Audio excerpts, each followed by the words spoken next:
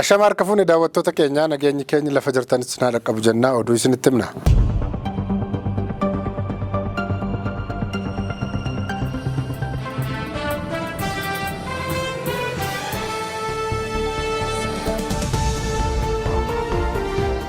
Nageenya uummataaf eeguuf jecha yeroo hin murtoofneef hiriira deeggarsaas ta'ee kan mormii gaggeessuun dhorkaadha jedhe bulchiinsi yeroo naannoo Tigraay.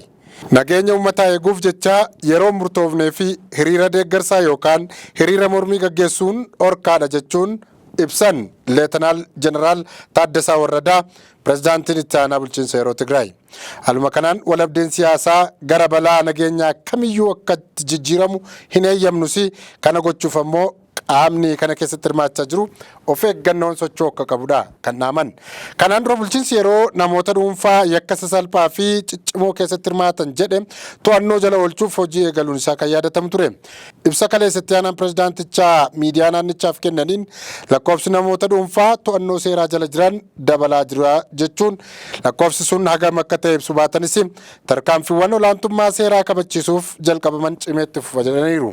Ayyaana Shandaa fi kora waliigalaa adda bilisummaa uummata Tigraay bara kana adeemsifama jedhamee waliin wal qabatee rakkoon nageenyaa kamuu akka hin uumamneef hojiin nageenyaa cimnaan ni hojjetamaa jedhaniiru.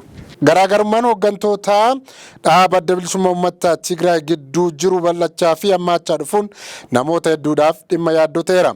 Ammas haalli kun balaa nageenyaa ta'eera kan jedhanis jiru. Garaagarummaan siyaasaa kun karaa nagaa qofaan furmaata argachuu qaba jedhaniiru qaamoleen waraana hoogganan naannicha keessatti. Miseensonni koree giddu galeessaa adda bilisummaa uummata Tigraay 14 koraa adda bilisummaa uummata Tigraay irratti akka hin hirmaanne beeksisaniiru.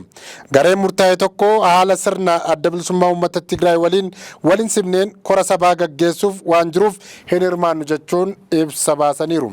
Isaan keessatti kan argamu tokko pirezidaantii yeroo kan bulchiinsa yeroo naannoo Tigraay kan ta'an obbo Getaachoo Raddaadha. Balaa lolaa naannoo Gaambeellaatti mudateen jiraattonni 16,000 ol qeerraa buqqa'anii. Balaa lolaa aanaalee naannoo Gaambeellaa aanaa 4 keessatti mudateen jiraattonni 16,000 ol qeerraa buqqaafamu bulchiinsi balaa tasaa naannichaa beeksise. Bokkaa cimaan roobeen wal qabatee balaa lolaa aanaalee naannichaa 4 Goog, Baalaaree fi Waantuwaa jedhamu keessatti mudateen jiraattonni 16,000 ta'an kanneen mooraa baqattootaa yeroo keessatti argaman ta'uu hoogganaan biiroo bulchiinsa balaa tasaa naannichaa obbo Gaatbeel Muun miidiyaalee naannichaaf ibsaniiru. Lolaan suni meeshaalee manaa, midhaan lafa qonnaarra jiruu fi beeyladoota irratti miidhaa geessisuus himaniiru. Balaa lolaa sana booda mudachuu akka danda'u eeruun jiraattonni of eeggannoo akka taasisan Gaatbeel akeekkachiisaniiru. Gandoota 9 aanaa Goog keessatti argaman keessaa namoonni 6,000 ol qe'eef qabeenya isaanii irraa buqqaa'uu isaanii obbo Abbawulaa Weeloo miidiyaa naannichaatti himaniiru.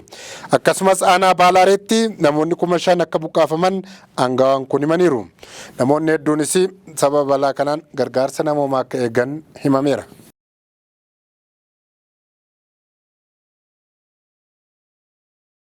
Pirezidaantiin Tarkii mootummoota Itoophiyaa fi Somaaliyaa waliin mari'atan.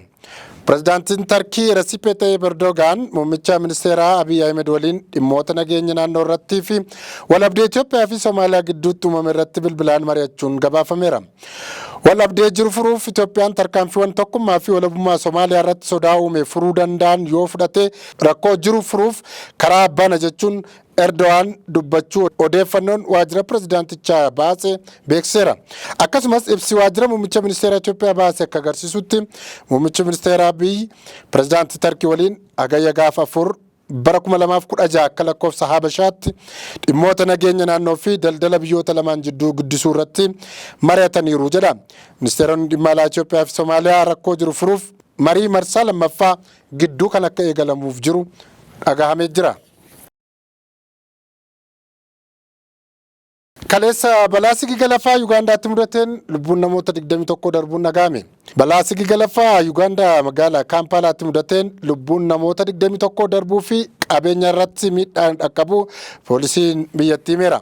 Sigigni lafaa naannoo balfi kuufamee jirutti mudateen lubbuun nama 21 darbeera. Sigiga lafaa sanaan namoonni akkasumas loonii fi manneen hedduun awwaalamuus dhagaameera. Lubbuun namoota 14 baraaruun kan danda'amee fi ammas hojiin lubbuu baraaruu cimeetti fufuu Aljeeziraan aangawoota biyyattii wabeeffachuun gabaaseera. Jiraattonni 1,000 ol ammoo qe'eef qabeenya isaanii irraa sababa balaa kanaan buqqa'aniiru. Dhagaan kabajamtoota daawwattoota keenya oduu har'aaf jenne kanumaan goolabnaa turtii gaarii siin jenna.